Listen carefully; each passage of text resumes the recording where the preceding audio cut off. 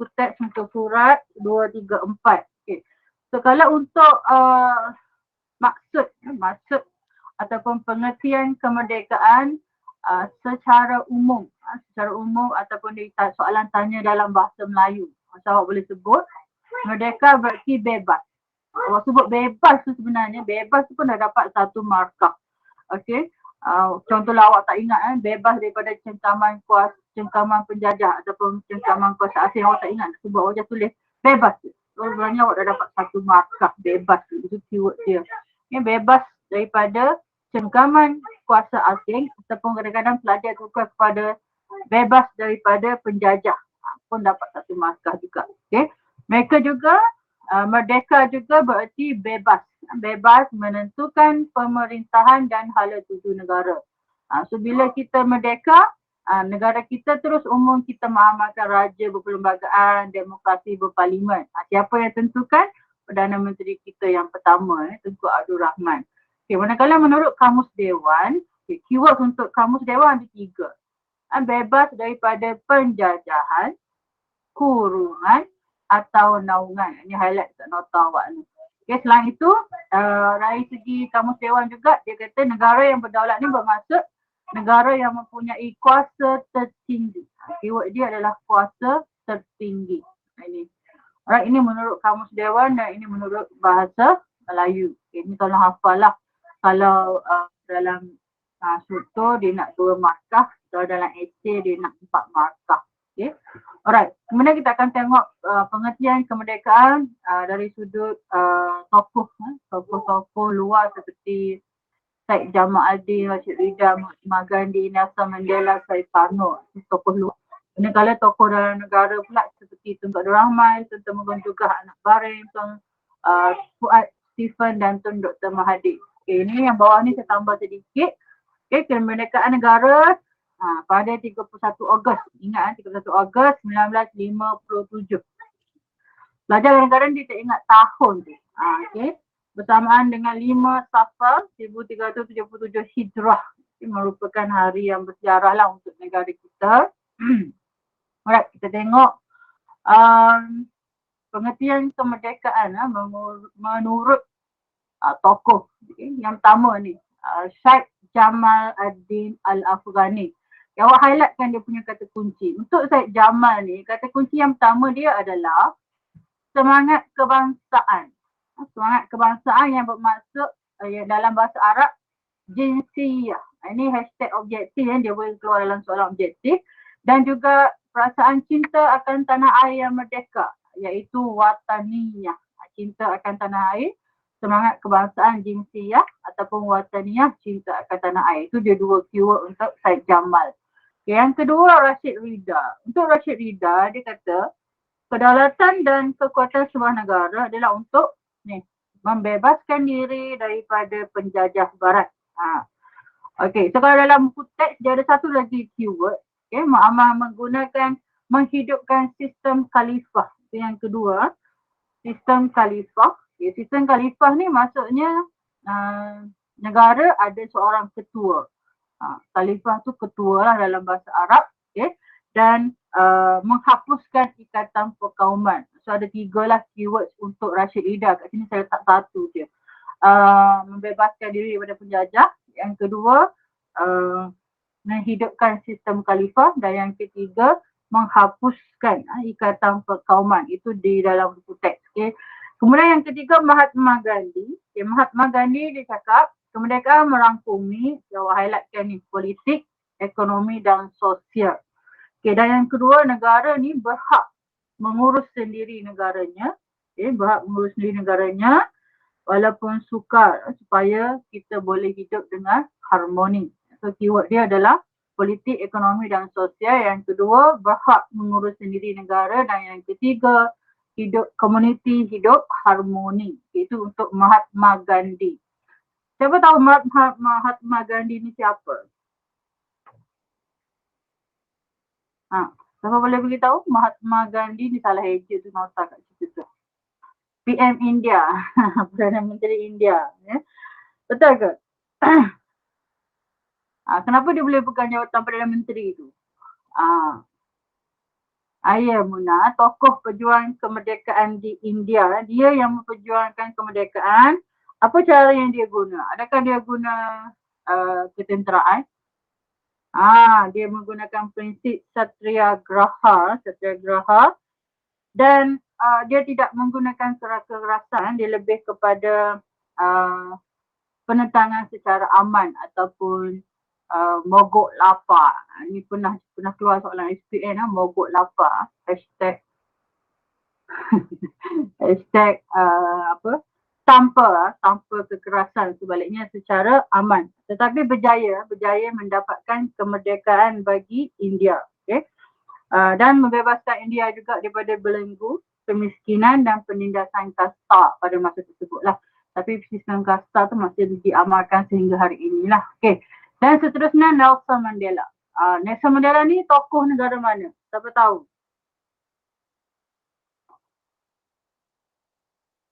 Afrika Selatan. Afrika Selatan, apa isu yang berlaku di Afrika Selatan pada masa itu? Dasar apa yang ditentang oleh Nelson Mandela ni? Ni boleh tengok dekat info. Bagus Iva. Dasar appetite. Okay, appetite ke pandailah korang sebut. Tapi awak kena ingat ni. Hashtag struktur, hashtag objektif. Dasar appetite yang membezakan masyarakat mengikut warna kulit. Ini melibatkan orang kulit hitam dengan orang kulit putih di Afrika Selatan, di mana orang kulit hitam ni ditindas dan tidak mendapat hak yang sewajarnya lah. So menyebabkan bangkitnya Nelson Mandela ni memperjuangkan di mana dia melawan satu kumpulan atau warna kulit, dan satu pertempuran terhadap sebuah sistem yang menindas, iaitu sistem dasar apartheid. Dengan matlamat dia, bebas daripada penghambaan, bebas daripada kemiskinan dan bebas daripada penderitaan. Ini untuk Nelson Mandela. Okay. Kemudian kita tengok tokoh Sukarno. Sukarno ni pemimpin Indonesia. Dan bagi Sukarno, kemerdekaan ni adalah bebas selama-lamanya. Mudah kan? Okay. Ia merangkumi kebebasan untuk berfikir, bebas untuk berpolitik, dan juga bebas daripada rejim autokratik. Autokratik ni orang yang orang kata tidak menerima pandangan orang lain. Dia hanya pandangan dia je betul. Okay, ini autokratik. Dan kemerdekaan membentuk masyarakat baharu yang demokratik. Dia tak nak autokratik, dia nak negara yang demokratik. Di mana semua rakyat ada kuasa untuk memilih kerajaan. Okay. Tanpa ada kelas dan tanpa ada sistem kasta. Ini di Sukarno lah. Okay. So kemudian Tunku Abdul Rahman. Tunku Abdul Rahman pula menyatakan kemerdekaan ni ibarat tempat perhentian. Keyword dia adalah tempat perhentian dalam perjalanan yang jauh. Okay. Kenapa? Bagi mewujudkan sebuah negara baharu yang berdaulat. Tapi kalau dalam buku teks dia panjang lagi. Rakyat perlu berkhidmat untuk negara, berusaha dengan tenaga dan fikiran bagi mencapai satu bangsa baru dengan cita-cita keadilan dan kebebasan. Banyaklah kan. Alright. So untuk Tuan Temenggung juga, kemerdekaan ialah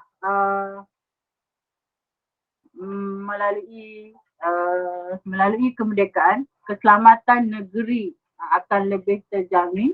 Keyword dia keselamatan negeri dan menjadi lebih kuat. Yang kedua, dan akhirnya berjaya mengatasi ancaman komunis. Dan seterusnya, Tun Fuad Stephen. Tun Fuad Stephen ni Ketua Menteri Sabah.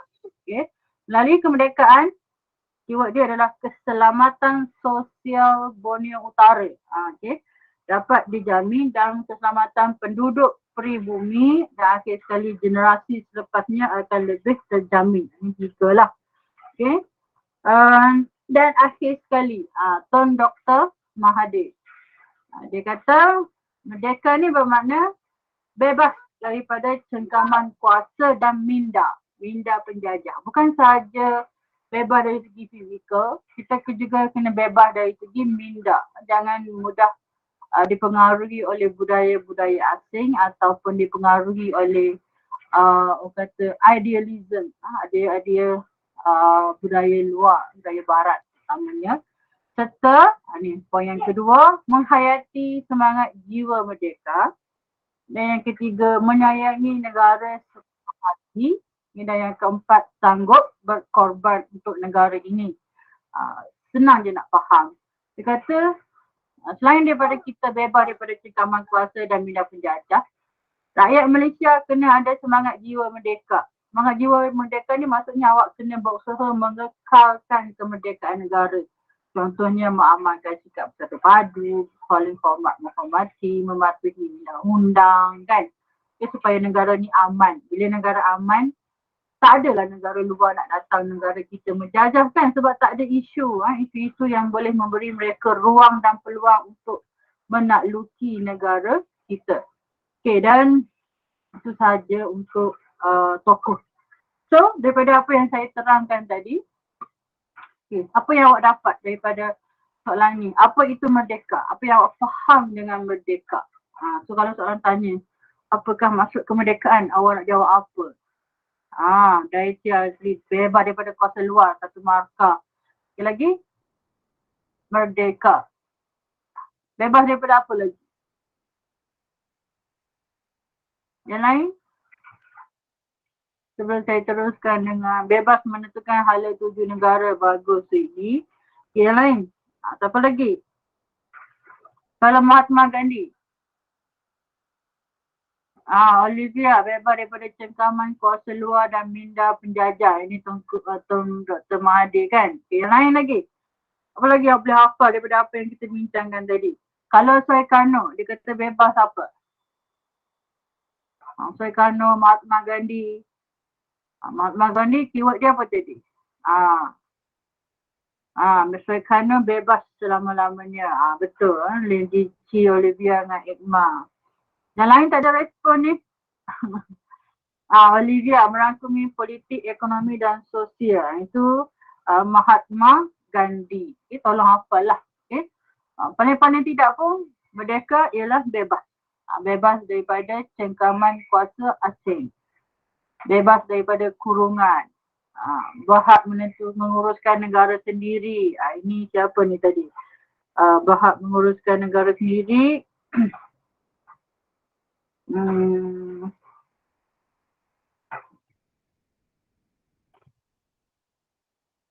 Mahatma Gandhi kan? Mahatma Gandhi. Okay. Alright. Ataupun Syed Jamal, ada dua keyword tu. Jinsiyah dan wataniyah. Elih awak kena hafal lah pemasuk jinsiyah dan pemasuk wataniyah. Okay, so saya teruskan. Ni, satu lagi soalan. Ini gambar sewaktu perarakan kemerdekaan pada 31 Ogos. Ini gambar agung yang pertama. Okay. Apakah perasaan anda jika anda berada dalam situasi ini? Bangga. Okay. Bila awak jawab soalan kebab macam ni, awak tak boleh sebut just bangga. Awak kata, kenapa awak bangga? Contohnya bangga kerana negara merdeka tanpa pertumpahan darah. Lagi? Apa lagi? Selain daripada bangga. Boleh tak jawab? Saya berasa gembira. Okey, bangga kerana tanah Melayu dapat kemerdekaan. Okey, bangga. Okay. Lagi siapa lagi? Apa lagi perasaan awak? Contoh, kalau soalan kebab ni dia dalam 4 markah lah, 4 markah. Okay, Olivia, saya rasa bangga kerana negara kita bebas daripada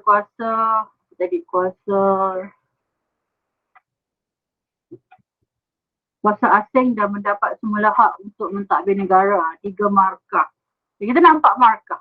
Kita ni ada bangga, awak rasa bersyukur. Saya rasa bersyukur kerana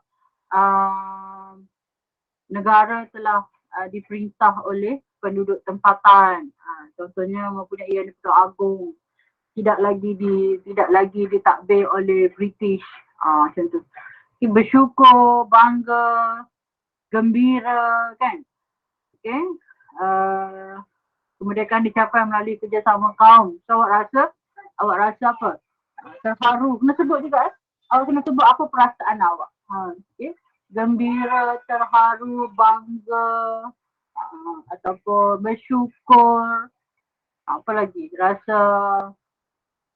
Uh, rasa patriotik, tiba-tiba rasa bersemangat, semangat wajar kan. Okay. Alright, so inilah antara 4 markah, at least kena ada ni last week ni. Bangga dan bersyukur, okay, 2 markah kerana negara ditadbir oleh rakyat tempatan, okay, 3 markah. Dan yang berbilang kaum dapat bersatu padu berjuang demi kemerdekaan, full mark, 4 markah. Okay. Habis untuk ayat tu kena baiki sikit. Alright, so kita pergi ke tajuk yang kedua, 10.2. Persediaan menyambut pemasyuran kemerdekaan. Okey, yang ni kan soal tajuk ni dia keluar soalan terakhir SPM tahun ni. So, kemungkinan dia juga keluar akhir tahun, form 4, tapi saya tak tahulah kan. Tapi tajuk ni belum keluar lagi SPM, so dia adalah subtopik target SPM. Okay, so untuk pemasyuran kemerdekaan, ini sinopsis dia ada 4 step, okay, ataupun 4 perkara yang awak perlu tahu. Okay, yang pertama bagaimana kerajaan pada masa itu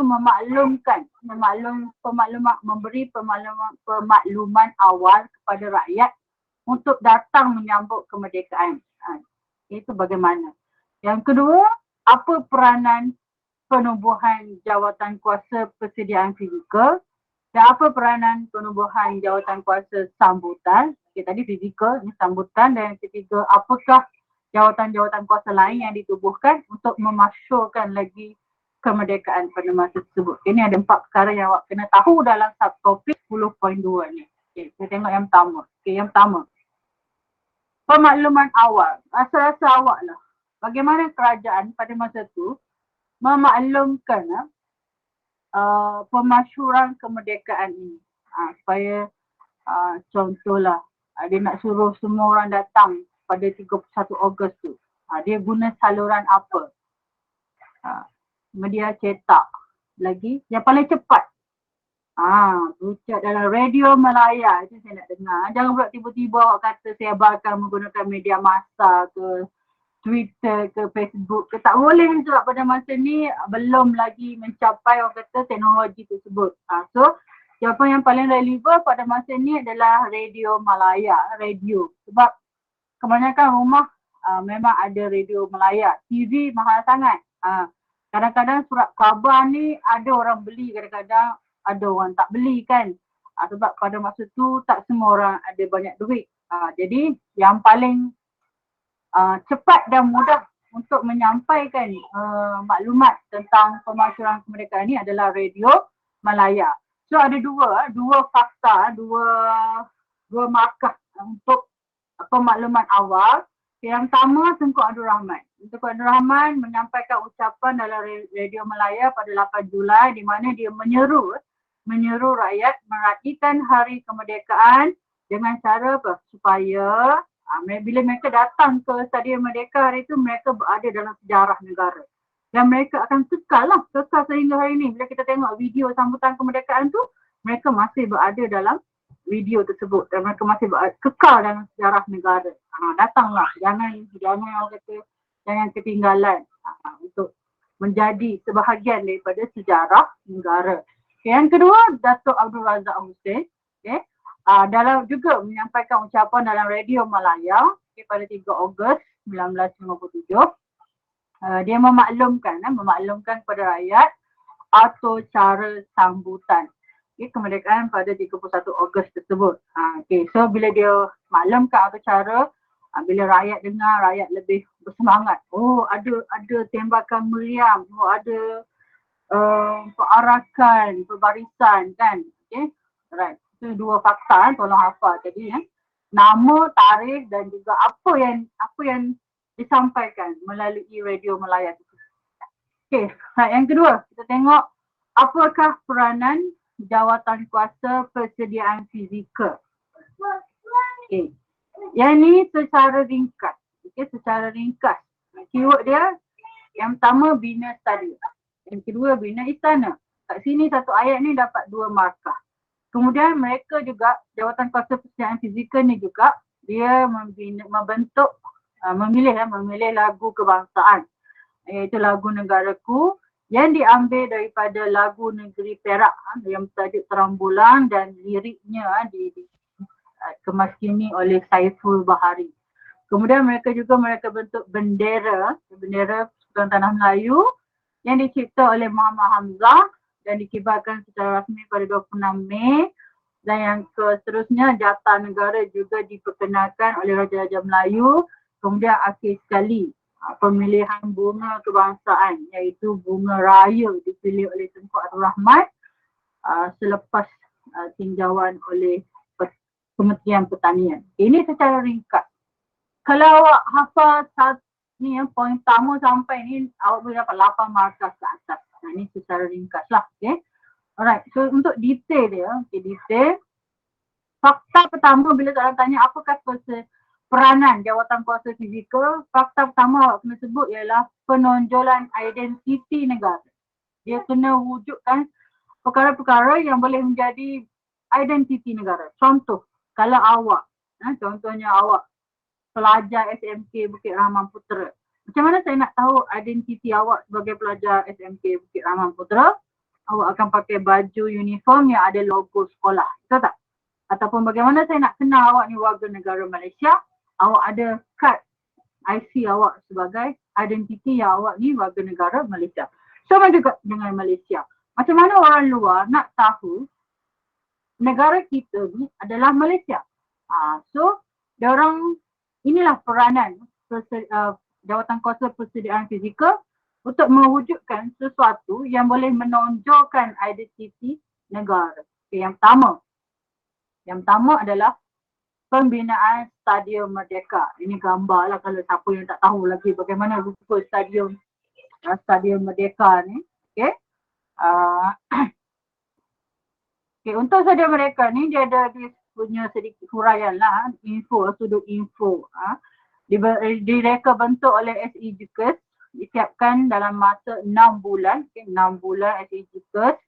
Siap dibina pada 21 Ogos 1957.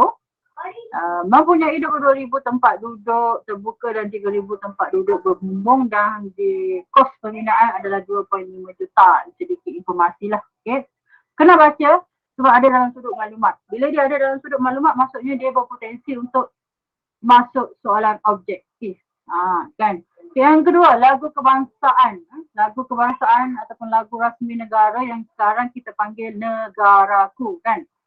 Okay, diperdengarkan semasa upacara pengisytiharan kemerdekaan 31 Ogos, dan satu jawatan kuasa diwujudkan untuk memilih lagu kebangsaan dan hashtag objektif. Lagu Negaraku ni diambil daripada lagu negeri Perak yang bertajuk Terang Bulan. Ditulis oleh Encik Saiful Bahari. Tolong tengok muka ni. Takut keluar dalam exam awak tak kenal siapa dia. Okay. Pencipta lagu kebangsaan Malaysia, Encik Saiful Bahari. Okay, ini lirik negara kita, lagu. Okay, pernah keluar soalan, dia bagi lirik lagu, apakah yang dimaksudkan dengan lagu tersebut? Negaraku, tanah tumpahnya darahku, rakyat hidup bersatu dan maju. Apa yang awak faham dengan lirik lagu yang peringkat pertama? Siapa boleh respon? Negaraku, tanah tumpahnya darah. Rakyat hidup bersatu dan maju. Maksudnya? Kita naklah sanggup berkorban lah. Sanggup berkorban untuk negara kita. Betul, that's the three. Sanggup berkorban. Dan rakyat mestilah hidup bersatu padu. Bila rakyat bersatu padu, negara akan aman. Bila negara aman, maka negara kita akan berkembang majulah dari segi ekonomi, politik stabil, ekonomi maju, kan. Kenapa? Sebab negara aman. Okey. Yang lain ni faham sendiri. Okey. Ni boleh ada kat sebelah ni, boleh baca. Okey. Lirik maksud lirik lagu Negaraku. Mohon rahmat dan kebahagiaan dari Allah untuk kesejahteraan raja, rakyat dan negara tercinta. Ini yang bawah ni. Okay. Alright. Okay, ini kehebat. Apa etika menyanyikan lagu negaraku ataupun soalan tanya, bagaimanakah anda menghormati lambang negara, lagu negaraku? So, berdiri tegak. Berdiri tegak ni dah dapat satu markah dah. Okay. Menyanyikan lagu negaraku secara serentak ke, dengan jelas ke, dengan betul, bersemangat, menghayati seni kata lagu, tidak bermain-main semasa menyanyi, kan? Alright. Ni 8 markah. Macam mana awak nak menghormati lagu negaraku? Alright. Kemudian yang ketiga, penggunaan bendera. Siapa yang mereka bentuk bendera Persekutuan Tanah Melayu. Tapi masa ni awak jangan guna jalur gemilang sebab pada masa ni belum lagi tukar nama. Jadi awak kena tulis bendera Persekutuan Tanah Melayu. Direka oleh Muhammad Hamzah. Hasil daripada pertandingan peringkat kebangsaan di mana disertai oleh 373 orang. Tetapi hanya 3 reka bentuk sahaja ditulis ke peringkat akhir dan keputusan akhir diumumkan mendapat kelulusan King George. Okay. Dikibarkan pertama kali di Istana Sultan Selangor. Okay. Ini sedikit informasi lah. Okay, ini kena hafal. Okay, walaupun tak ada dalam buku teks awak, dia boleh keluar untuk soalan kehebat. So, warna biru. Biru melambangkan perpaduan. Bintang pecah 14 melambangkan 13 buah negeri dan satu wilayah persekutuan, gabungan. Okay. Bulan, anak bulan dan bintang melambangkan agama Islam sebagai agama rasmi. Warna kuning. Kuning ni lambang kedaulatan Raja-Raja Melayu. Putih melambangkan kesucian. Ada pelajar jawab dalam exam melambangkan kebersihan. Salah, tak boleh. Awak tak boleh tukar. Kesucian. Sama juga dengan perpaduan. Awak kata biru adalah bersatu padu. Salah. Awak kena sebut perpaduan juga. Merah dan putih, 14 jalur. Melambangkan 13 buah negeri dan satu wilayah persekutuan. Dan warna merah melambangkan keberanian. Jangan tukar kepada kekuatan ke apa, tak boleh. Dia kena guna exact word, kataan yang betul, yang digunakan dalam istilah sejarah. So awak tak boleh tukar. Yang ni tolong ambil tahu. Okay, tolong. Okay. Alright. Ini gambar bagaimana cara kita nak hormat bendera negara kita. Yang pertama ni, usah kibar. Usah ni jangan lah. Jangan kibar bendera yang dah uzur, dah koyak, rabak tu. Kalau awak nampak, turunkan. Okay? Sebab bila awak kibarkan bendera yang dah rosak ni, maksudnya awak tak hormat lah. Bila orang tengok pun, Allah bendera. Kan? Okay, bendera yang telah pudar warna, koyak dan sebagainya tidak boleh dikibarkan kerana dianggap sebagai bendera yang uzur. Pengibarannya menunjukkan rasa tidak hormat kepada bendera. Okay, cara melupuskan bendera uzur tidak boleh dibuang ke dalam sampah. Cara yang betul ialah dibakar secara tertutup dan bukan dibakar di tempat awam. Ini kena ambil tahu. Okay. Alright. So apa kepentingan bendera? Ini pun kebat juga. Mengapa kita mempunyai bendera kebangsaan?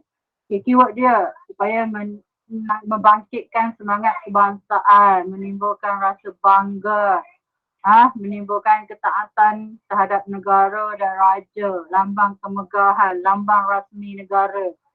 Bendera adalah identiti sebuah negara. Bendera adalah lambang kedaulatan negara. Ni kalau dia keluar 8 markah, awak kena tahu esei kebat 8 markah. Okay?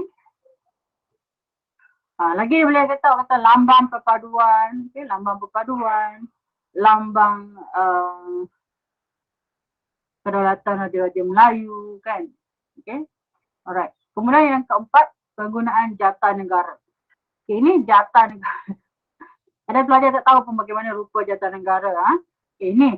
Yang ni pun ada simbol-simbol yang awak kena hafal. Okay. Yang kita tengok dulu. Jata negara ni mendapat perkenal Raja-Raja Melayu pada 30 Mei 1957 dan reka bentuknya diusahakan oleh Jabatan Ukur. Right. So kita tengok apakah maksud pada lambang lambang jata negara. Okey, ni kat atas sekali ni adalah bintang pecah 14. Ya. Macam tadi juga, macam dalam bendera juga. Gabungan 13 sebuah negeri dan satu wilayah wilayah persekutuan. Okay. Kalau dalam Malaysia 13 lah, 13 sebuah negeri, itulah satu wilayah persekutuan. Okay, bulan pun sama dengan bendera tadi, agama Islam sebagai agama rasmi. 2 ekor harimau. 2 ekor harimau ni simbol keberanian. Okay, simbol keberanian. Okay, imej pokok di sebelah kanan ni adalah pokok Melaka, melambangkan negeri Melaka. Imej pokok di sebelah kiri adalah pokok Pinang dan jambatan Pulau Pinang, melambangkan negeri Pulau Pinang yang kecil ni. Ini jambatan Pulau Pinang, yang warna kuning ni, dan di bawah ni laut. Okay, pulau lah. Okay. Dan di bawah sekali sebelah kanan, ini adalah jata negeri Sarawak. Kalau awak tengok dia macam burung kenyalang sikit sayap dia ni. Okay, melambangkan negeri Sarawak. Dan di sebelah kiri ni jata bagi negeri Sabah.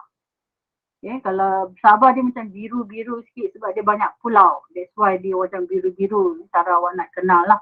Okay, melambangkan negeri Sabah sebab Sabah banyak pulau. Kalau pulau sepadan sempurna kan. Okay, dan bunga. Bunga raya lambang kepada bunga kebangsaan. Okay. Bunga raya ada berapa kelopak? Saya tanya ada berapa kelopak bunga raya?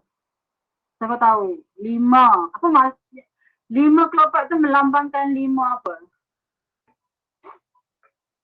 Bagus. Ini prinsip rukun negara. Okay, so awak kena tahulah yang ni. Tak tahu malu saya. Okay, so yang atas ni, tengah-tengah ni. Ada 4 warna, merah, hitam, putih, kuning. 4 jalur ni melambangkan negeri-negeri Melayu bersekutu, NNMB, iaitu warna hitam putih negeri Pahang, merah kuning negeri Selangor, hitam putih kuning negeri Perak, merah hitam kuning negeri Sembilan. So ada 4 lah, 4 buah negeri-negeri Melayu bersekutu. Okay, manakala 5 bilah keris ni, 1, 2, 3, 4, 5. Ini adalah lambang negeri-negeri Melayu tidak bersekutu. Tidak bersekutu terdiri daripada Johor, Kedah, Perlis, Kelantan dan Terengganu. Tolong take note ni. Jangan tak tahu. Malu saya. Kan pernah keluar soalan kebak juga dalam SPM. Apa maksud bersekutu bertambah mutu dalam cogan kata Jatanegara ni? Bersekutu bertambah mutu. Siapa boleh jawab? Untuk 4 markah. Yang lain ni. Bersekutu. Wisha, ada jawapan tak Wisha? Apa maksud bersekutu bertambah mutu? Kalau boleh cakap, terus cakap. Tak payah laju-laju. Hakim ke? Hakim tahu tak apa maksud bersekutu bertambah mutu? Saya Wisha. Okay, bekerja antara satu sama lain. Bekerja sama. Okay. Jangan kata bekerja je. Bekerja sama. Okay, bersatu padu. Bertolak ansur lagi. Apa lagi? Bersekutu ni. Maksudnya bersekutu ni. Tolong menolong kan. Apa lagi? Yes. Mengeratkan perpaduan. Bersatu padu. So apa kebaikan kalau kita mengamalkan perkara-perkara tersebut? Maksudnya kalau kita bersatu, kita pasti dapat meningkatkan kualiti kerjasama dan menjamin keamanan dan memantapkan kedaulatan. 4 markah Olivia. Bagus. Cuma ayat tu kena bagi cantik sikit lah. Kalau kita bersatu padu, kita akan dapat meningkatkan keamanan negara. Selain itu, apabila kita bekerjasama antara semua kaum, maka kedaulatan negara dapat dimantapkan. 4 markah. So awak ulas macam tu. Okay? Ulaskan bersekutu tu dan beri apa kebaikan dia untuk membawa kepada bertambah mutu. Okay. Bagus Alright, next saya teruskan. Apa kepentingan menghormati jata negara? Yang ni pun sama juga dengan yang jalur gemilang tadi. Okay. Sebab mana-mana soalan kebat yang berkaitan dengan lambang negara, kepentingan dia boleh digunakan untuk semua. Jalur gemilang boleh, bendera, lagu negaraku boleh, jata negara pun boleh. Melambangkan kemegahan, lambang rasmi, identiti, menjadi kebanggaan, simbol perpaduan dan sebagainya lah. Okay. Right, bunga kebangsaan. Yang kelima, penggunaan bunga kebangsaan. Bunga raya diisyaratkan sebagai bunga kebangsaan Tanah Melayu pada 28 Julai 1960. Okay. Bagaimana bunga raya dipilih sebagai bunga kebangsaan? Okay, di mana Kementerian Pertanian telah mengeluarkan tujuh jenis bunga untuk pemilihan, iaitu bunga kenanga, raya, melo, teratai, mawar, cempaka, tanjung. Alright, kriteria bunga raya dipilih terkenal di kalangan masyarakat, pokoknya berbunga sepanjang masa dan tidak ada musim, ia boleh ditanam dengan mudah.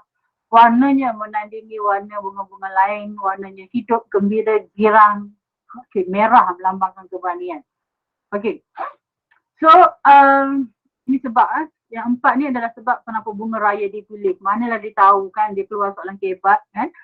Okay, so ni antara bunga yang dipilih. Tapi bunga-bunga ni dibuat soal selidik lah. Rakyat nak yang mana.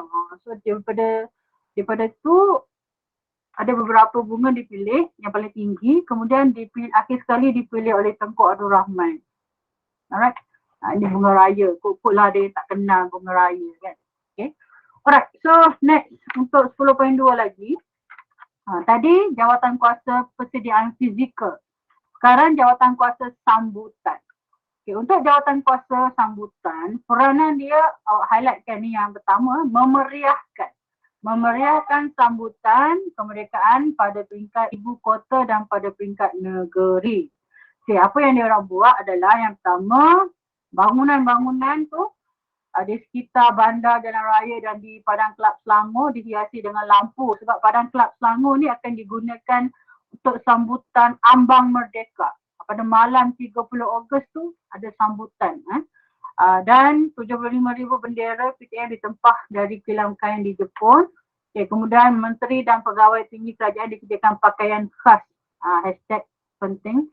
Iaitu baju muskat, baju daripada negeri Kedah diubah suai dengan berpakaian lengkap dengan seluar satin bersongkok bersamping dan tengkolok rekaan khas. Kemudian kerajaan juga menganjurkan khusus khas, okay, khusus berkaitan dengan protokol, di mana 300 orang pegawai kerajaan menyertai khusus selama 3 hari dan mereka ini akan bertindak ataupun bekerja sebagai pegawai penerangan, pegawai pengiring tetamu dan pegawai jemputan luar negara. Kemudian kerajaan juga memberi gaji seminggu awal kepada semua kaki tangan kerajaan untuk memberi peluang kepada mereka menyambut Hari Merdeka supaya boleh beli tiket kereta api di Pantai Timur dan juga tiket bas. Okay. Alright, yang tepi ni adalah jawatan kuasa lain. Ini secara ringkas. Okay. Kalau awak nak apa yang ringkas ni. Okay. Alright, ni yang secara detail. Okay, yang detail ni yang pertama dari segi keceriaan lah, menceriakan ataupun memeriahkan suasana. Nampak tak gambar ni ada lampu hiasan. Okay, dihiasi lampu. Keyword dia adalah dihiasi lampu. Bangunan. Okay. Kemudian bendera. 75,000 bendera di tempat khas. Tunjuk gambar supaya awak tengok. Bila awak tengok, awak baca, awak lagi ingat, mudah ingat. Okay. Kemudian ni, gambar baju muskat. Ini pakaian khas, baju muskat daripada negeri Kedah.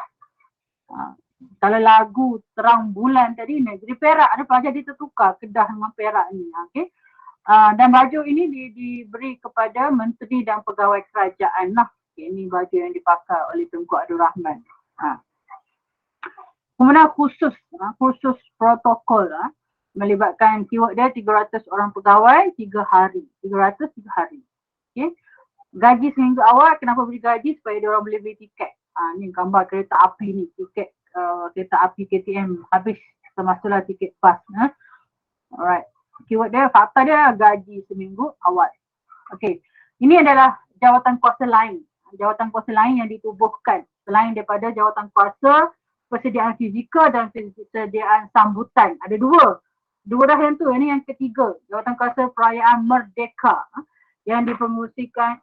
Ini dalam sudut maklumat kotak siap saya, muka surat 237. Okay. Dipengerusikan oleh Tengku Abdul Rahman. Kemudian kita ada Jawatankuasa Pusat Merdeka, Jawatankuasa Kerja Pusat Merdeka, dipengerusikan oleh Datuk Abdul Razak Hussein. Kemudian yang ketiga, Jawatankuasa Perayaan Ibu Kota Persekutuan, dipengerusikan oleh HS Lee. Dan Jawatankuasa Derma Perayaan Kemerdekaan ditubuhkan untuk mengutip derma bagi membantu perbelanjaan sambutan merdeka. Ini kena tahu, ada 4 jawatankuasa lain selain daripada jawatankuasa fizikal dan jawatankuasa sambutan. Hashtag wajib hafal. Okay. Alright, and next, santai minda. Santai, ni soalan kebat lah. Geramnya, janganlah hina lambang negara. Apa yang dia orang buat kat sini? Bendera dijadikan sebagai tempat duduk, lapik duduk. Apa patut kita buat kepada mereka? Soalan. Kalau dalam exam dia akan tanyalah. Apakah tindakan yang akan dilakukan kepada mereka yang tidak menghormati lambang negara? Bagus, denda. Mengenakan hukuman denda sebanyak contohnya RM1,000 ke, dapat 2 markah. Kalau tulis denda saja 1 markah. Lagi? Apa lagi? Menegur. Boleh? Eliminasi menegur tindakan tersebut ataupun kita guna istilah menasihati. Menasihati mereka dengan cara yang berhemah. Jangan pula, "Oi, apa ni korang hajar duduk atas bendera?" Tak boleh. Kalau awak sebut macam tu, nanti awak pula yang bergaduh dengan dia kan. So keyword dia mestilah awak kata menasihati dengan cara yang berhemah. Okay. Membenci mereka. Wisha, membenci mereka tak boleh lah macam tu kan. Soalan kita nak jawapan yang matang, jawapan yang tidak menggalakkan keganasan. Contohnya ada pelajar jawab, bakar mereka hidup-hidup cikgu. Tak boleh. Tak boleh. Jawapan dalam exam tak boleh menggalakkan keganasan. Okay, dibenci oleh masyarakat itu kesan. Soalan ni tanya apa tindakan. Lapor kepada pihak berkuasa. Okay, boleh Syamil lapor kepada pihak berkuasa. Okay, seperti polis ke. Okay. Alright, lagi kalau benda ni berlaku di sekolah, kita nak lapor kepada siapa? Kalau awak nampak ada pelajar terakan awak pijak bendera, pengawas, guru disiplin, laporkan kepada guru, okay, ataupun guru yang bertugas lah, ataupun guru disiplin lagi bagus lah. Okay. Ataupun kita laporkan kepada khidmat kaunseling kan, supaya guru kaunseling boleh menasihati mereka supaya lebih sayangkan negara. Okay. Bagus. Jawapan yang bagus. Okay. Alright. So 10.3, detik pemasyuran kemerdekaan. So untuk detik ni saya bagi secara ringkas lah, mudah lah sebab saya nak cepat kan. Okay, so dalam buku teks boleh tengok detail lagi. Nota yang saya bagi pun saya ringkaskan juga. Okay, untuk detik pemasyuran ni, awak ingat bila awak nak jawab soalan ni, tolong tengok tarikh. Dia tanya 30 Ogos ke 31 Ogos. Kalau 30 Ogos, sambutannya adalah malam. Kalau 31 Ogos, sambutannya adalah pagi. Daripada pagi sampai ke petang. Kalau 30 Ogos, 10 malam sampailah pukul 1 tengah hari. 1 tengah hari, 1 pagi. Okay. Alright. So, make sure awak tengok tarikh lah bila awak jawab detik pemasyuran ni. Dan tengok juga lokasi. Kalau dia kata di Stadium Merdeka je, so aktiviti tu hanya di Stadium Merdeka je. Kalau dia dah bawa ke Istana Negara tu, maksudnya lokasi dia dah berubah.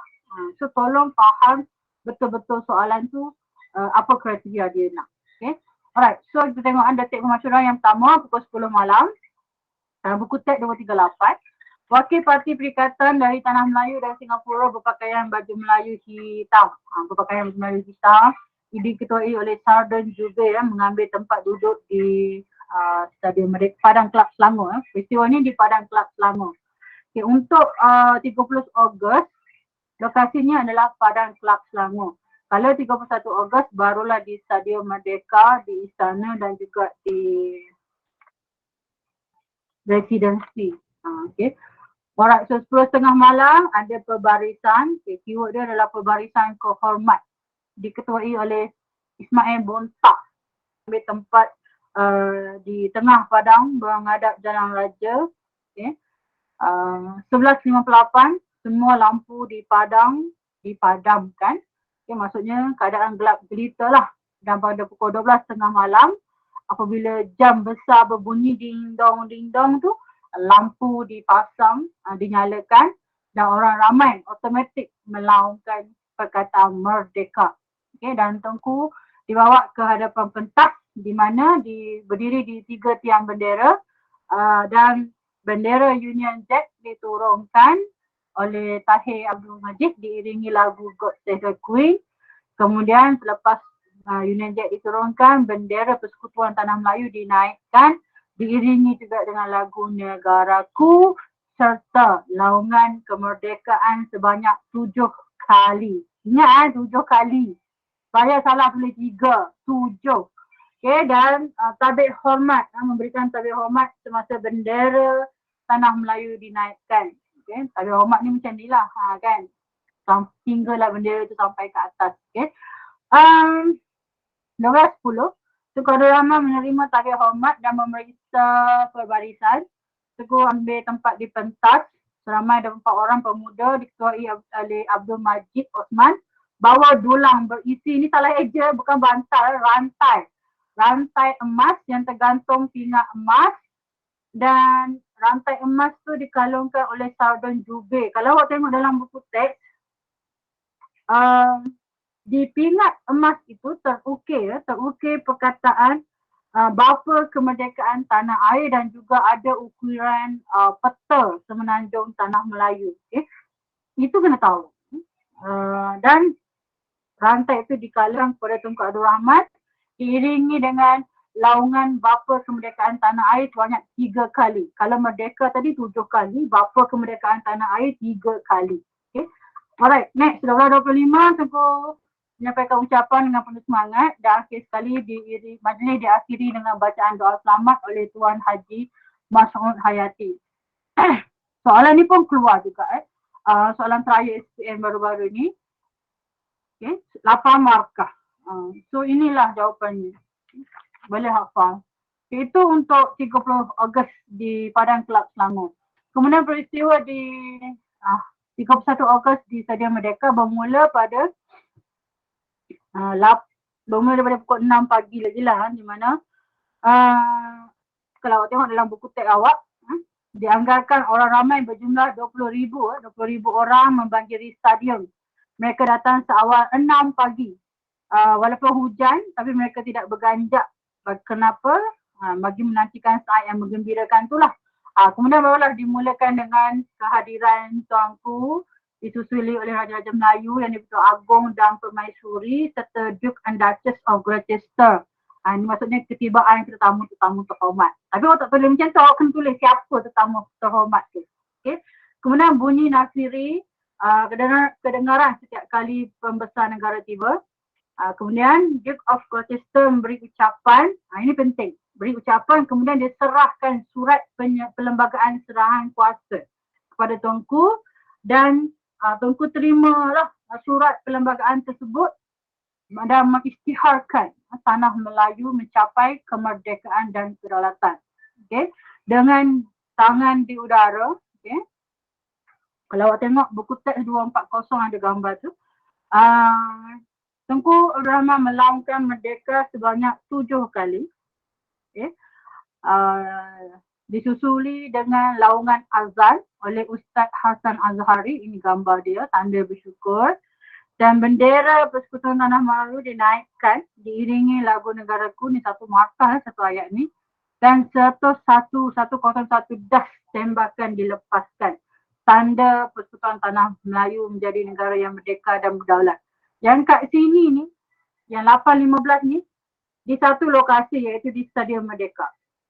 Pukul 11 pagi ni dah tukar lokasi. 11 pagi ni di istana yang di Pertuan Agong, di mana istiadat akad sumpah agung di Balai Ronsli Istana Negara dan juga pelantikan Perdana Menteri, Ahli Jemaah Menteri dan Hakim Besar serta Gubernur PPI dan lain. So, kalau agent dia tanya, dia cakap, ceritakan pemasyuran kemerdekaan 31 Ogos 1957 di Stadium Merdeka. So, maksudnya jawapan awak habis pada 101 das tembakan ni. Dia habis di situ. Tapi kalau dia tak sebut di Stadium Merdeka, so jawapan awak boleh sambung sampai pukul 5:30 petang. Maksudnya satu hari lah. Tapi kalau seorang tanya sampai di Stadium Merdeka sahaja, so jawapan awak hanya pada pagi itu sahaja. Jelas Okay. Kemudian pukul 1:30 majlis jamuan di residensi dan ucapan selamat jalan kepada PTB iaitu Sir Donald McGillivray, dan akhir sekali 5:30 dia baliklah berlepas ke England dan diberi penghormatan oleh Batalion keempat Askar Melayu di mana mereka ni berjalan atas kapet merah lah, kapet merah. Okay. Alright. Okay, boleh ingat Okey, ni soalan ni.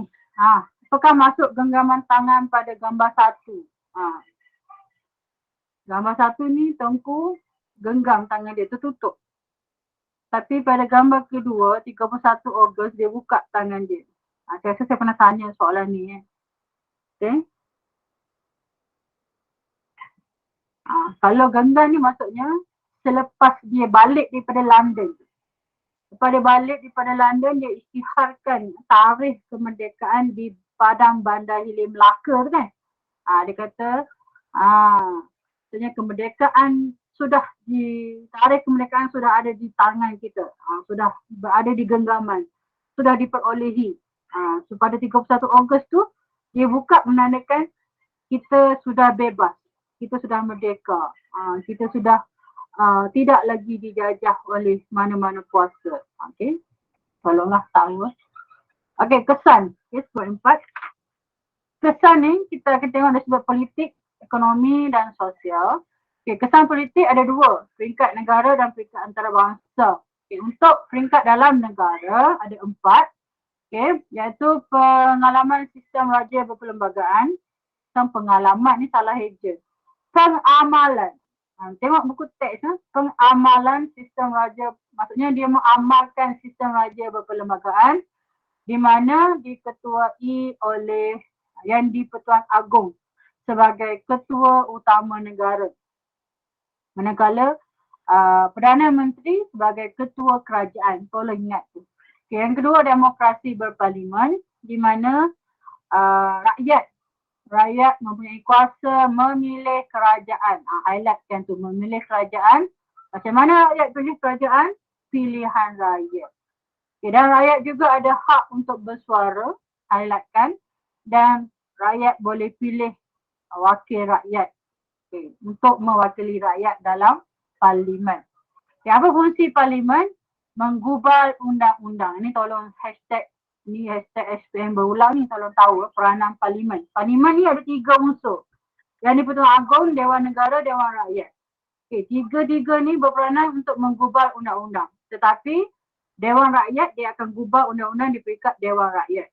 Manakala Dewan Negara akan kaji balik undang-undang yang diluluskan oleh peringkat Dewan Rakyat dan diluluskan pada peringkat Dewan Negara, dan akhir sekali Agong akan mengesahkan undang-undang tersebut. Okay, 3 unsur dia parlimen. Okay, manakala di dalam negeri, di peringkat negeri, orang yang berperanan adalah DUN. Apa maksud DUN? DUN. Apa maksud DUN? Siapa tahu? Semua dah senyap ni. Ada orang tak ni? Apa maksud DUN? Okay. Dewan Undangan Negeri. Bagus, Elila Rasi. Dewan Undangan Negeri. Dewan Undangan Negeri pun dipilih oleh rakyat melalui pilihan raya pada peringkat negeri. Okay. So dia akan gubal undang-undang bagi negeri tersebut. Contohnya, kalau negeri Selangor. Ketua kerajaan negeri Selangor adalah Menteri Besar. Menteri Besar akan dibantu oleh ahli-ahli Dewan Undangan Negeri dia lah untuk menggubal undang-undang di peringkat negeri. Okay, pentadbiran negara. Tadbiran negara ditadbir oleh Tengku Abdul Rahman lah sebagai Perdana Menteri yang pertama, dan beliau mengekalkan ahli kabinet yang ada 10 orang, 10 orang ahli kabinet yang pertama dan melantik Datuk Abdul Razak Hussein sebagai Timbalan Perdana Menteri. Dan buat pertama kalinya Tanah Melayu ada Menteri Luar. Highlightkan Menteri Luar yang disandang oleh Tunku Abdul Rahman lah sebagai orang yang pertama yang pegang jawatan Menteri Luar. Dan yang keempat, cabaran kerajaan persekutuan. Dia adalah cabaran. So bila kita merdeka, cabaran utama dalam kerajaan ialah kita nak gantikan pegawai Eropah dengan rakyat tempatan. So dia ambil masalah dalam penggantian itu dilaksanakan secara berperingkat, terutamanya kepada jawatan dalam bidang profesional, pendidikan tinggi, keselamatan dan pertahanan. Keyword dia adalah menggantikan pegawai Eropah. Okay? Alright, so politik peringkat antarabangsa ada 6. Yang pertama dasar luar. Okay, 1957, kumpulan pertama pegawai dihantar ke Britain untuk mendapatkan latihan. Okay, antara tokoh yang berperanan penting dalam menentukan dasar luar negara ialah Tan Sri Muhammad Ghazali Syafi'i dan juga Dr. Ismail Abdul Rahman. Ini antara dua tokoh yang pernah memegang jawatan Menteri Luar selain daripada Tunku Abdul Rahman. Okay, dan hasilnya negara Tanah Melayu ataupun PTN menjalinkan hubungan dengan Indonesia, India, Australia, New Zealand, Mesir dan Jepun. Ini peringkat awal. Okay. Kemudian yang kedua, Malaysia pula. Negara kita menganggotai Commonwealth. Apa maksud Commonwealth? Siapa tahu apa maksud Commonwealth? Siapa boleh beritahu saya maksud Commonwealth? Saya pernah tanya ni soalan ni. Maksud negara yang pernah dijajah oleh British, betul. Muhammad Syami pun betul, British ataupun Britain. Dalam buku teks dia tulis Britain. Okay. Negara yang pernah dijajah oleh British. Selalunya negara bekas tanah jajahan British ni dia akan menyertai Commonwealth lah. Dengan matlamat merapatkan hubungan sosio-ekonomi. Ini keyword dia. Yang kedua dari segi pertahanan, disebabkan kita baru merdeka, jadi dari segi pertahanan kita agak lemah. Jadi kita telah menandatangani perjanjian pertahanan yang dikenali sebagai AMDA, okay? Anglo-Malayan Defence Agreement. So bila negara luar ataupun komunis menyerang Tanah Melayu, maka negara-negara seperti Britain, Australia, New Zealand ni akan memberi bantuan ketenteraan kepada kita. Okay, dan yang keempat, Tanah Melayu juga menyertai block sterling. Block sterling ni maksudnya negara yang menggunakan pound sterling dalam urusan perdagangan antarabangsa. Dan Tanah Melayu ni antara negara yang berpendapatan tinggi sebenarnya, sebab kita ada antara pengeluar biji kemah dan juga getah dunia, kan. Dan ini memperkuatkan kedudukan mata wang tersebut lah. Okay. Dan Malaysia lagi, Tanah Melayu juga menyertai sistem keutamaan tarif Commonwealth untuk memperkukuhkan ahli Commonwealth. Ini maksudnya, kalau kita menyertai sistem keutamaan tarif ataupun dalam buku teks dia panggil Commonwealth Preferential Tariff System. Jadi negara-negara ini akan diberi kadar cukai yang lebih rendah dalam urusan perdagangan. So dia dapat membantu negara-negara yang menyertai Commonwealth ni lah, negara yang baru lepas dijajah. Okay. Dan diiktiraf oleh PBB, ni yang kelima. Persekutuan Tanah Melayu diterima sebagai ahli yang PBB yang ke-82. Okay. Dan bendera PTN berkibar dalam upacara rasmi di Ibu Pejabat PBB di New York pada 15 September. So bila kita menyertai PBB, maka kita mula menyertai misi pengaman PBB di Kongo. Ini hashtag objektif SPM berulang. Pengiktirafan dan menggambarkan kepercayaan negara luar terhadap Tanah Melayu dalam menguruskan konflik antara bangsa. Ini boleh tengok buku teks. Okay. Alright, itu kesan politik. Next, kita tengok kesan ekonomi. Kesan ekonomi ada 5 juga.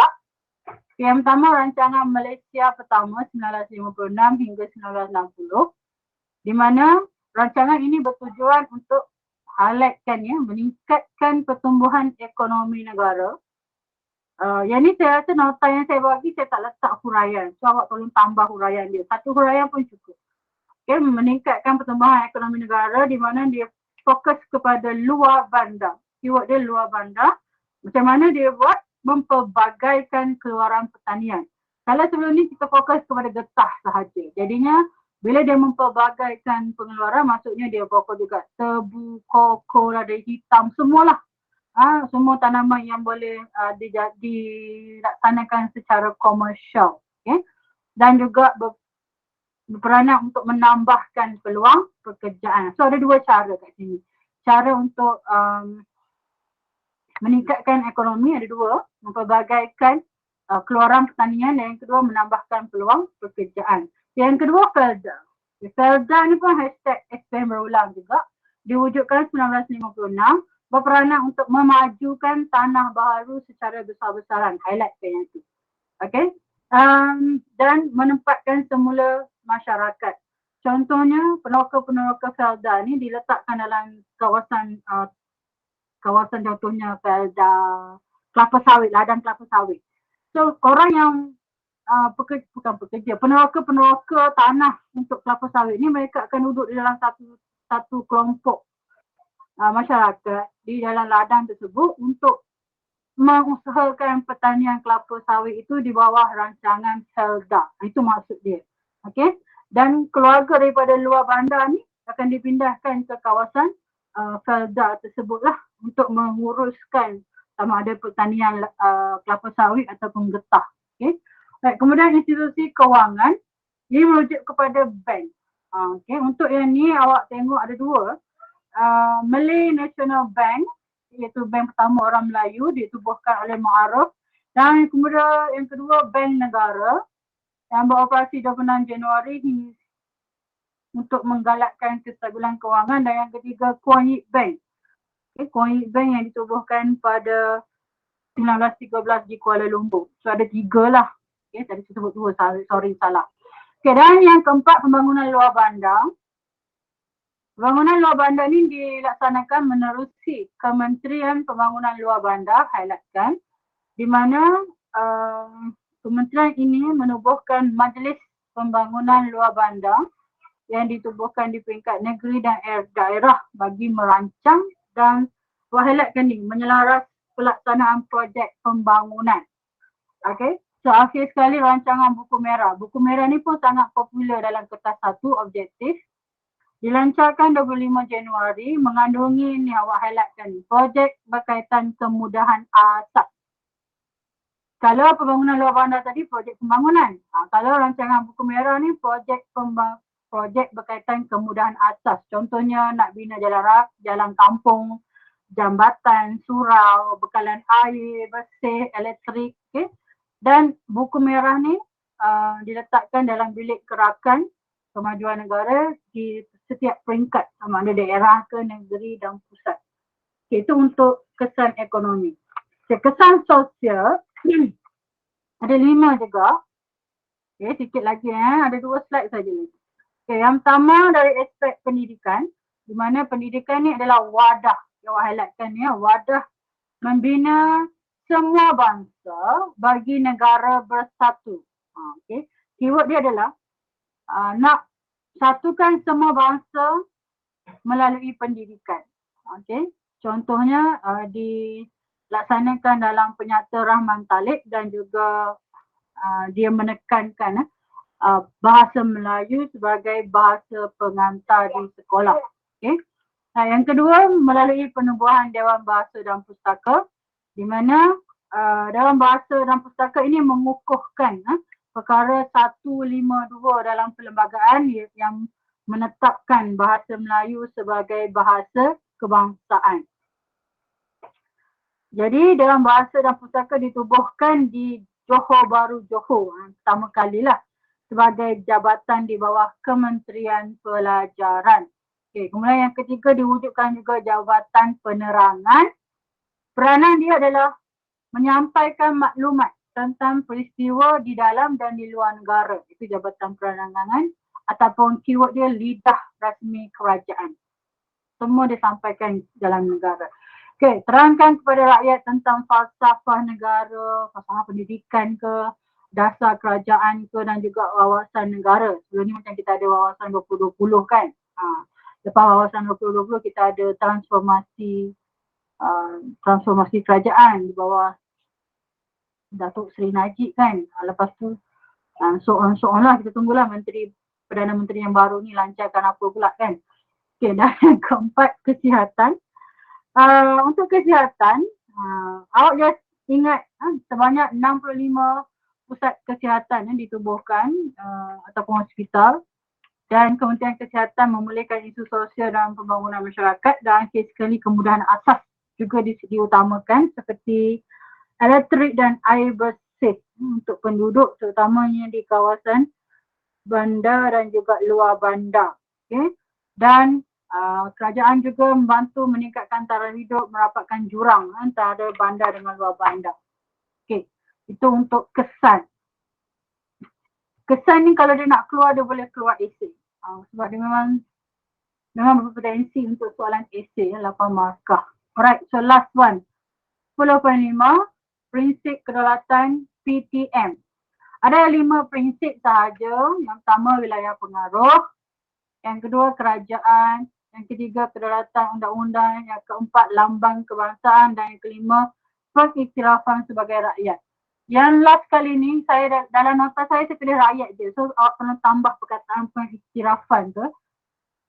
Right, apa itu wilayah pengaruh? Sebelum tu, dekat dalam buku teks 246 ayat atas sekali. Tolong highlightkan tu.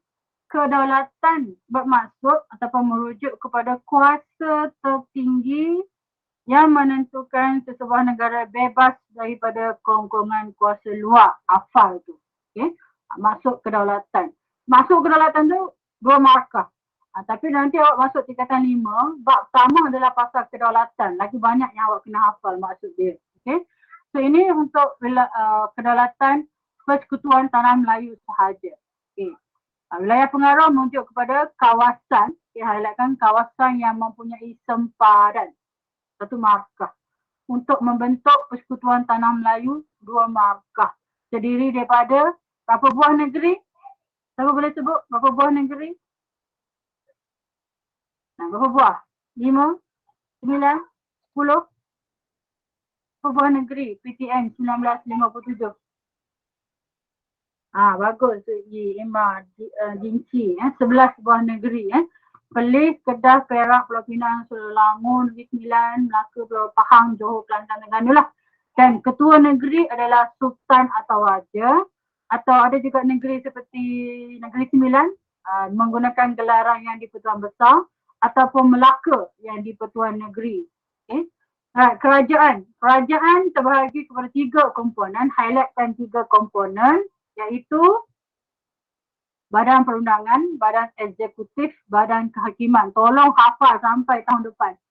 Okay? Dan negara kita juga mengamalkan demokrasi. Ingat, kalau demokrasi, kuasa kepada rakyat. Rakyat memilih pemimpin, rakyat membentuk kerajaan melalui pilihan raya. Itu keyword dia. Okay, dan kedaulatan undang-undang, faktanya adalah kerajaan dan rakyat tertakluk. Ataupun orang boleh tukar kepada perkataan terikat kepada undang-undang. Tertakluk, terikat ni sama. Kedaulatan undang-undang untuk memastikan keamanan negara. Ini kepentingan dia. Dalam nota tu saya tulis negara aman dan rakyat sejahtera kan. Macam itulah. Okay. Ini kepentingan dia demi kesejahteraan negara. Dan kandungan perlembagaan PTN 1997 ini menjadi asas. Asas kedaulatan negara yang merdeka. Lambang. Okay, lambang kebangsaan terdiri daripada jata negara, lagu kebangsaan, bendera kebangsaan dan bunga kebangsaan. Dan ia merupakan lambang jati diri rakyat. Highlightkan tu, lambang jati diri rakyat dan simbol perpaduan. Highlightkan juga.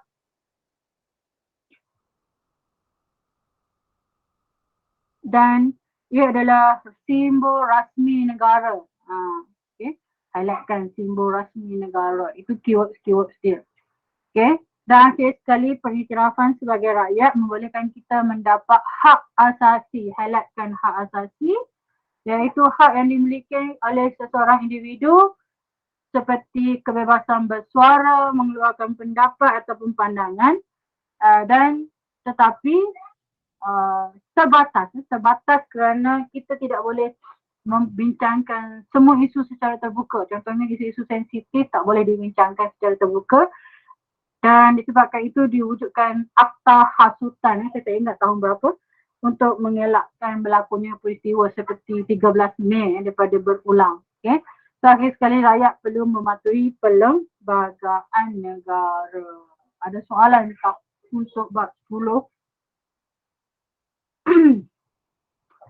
So untuk bab 10 ni secara konklusinya adalah berkaitan dengan pengisytiharan kemerdekaan, sambutan pemasyuran kemerdekaan, dan sedikit sahaja berkaitan dengan prinsip kedaulatan Persekutuan Tanah Melayu. Jadi bab 10, bab 9 tolong bacalah, saya rasa boleh keluar dalam peperiksaan akhir tahun awak. Alright, itu sahaja untuk hari ini. Kalau tak ada soalan, boleh bersurai. Thank you yang hadir. Thank you, teacher.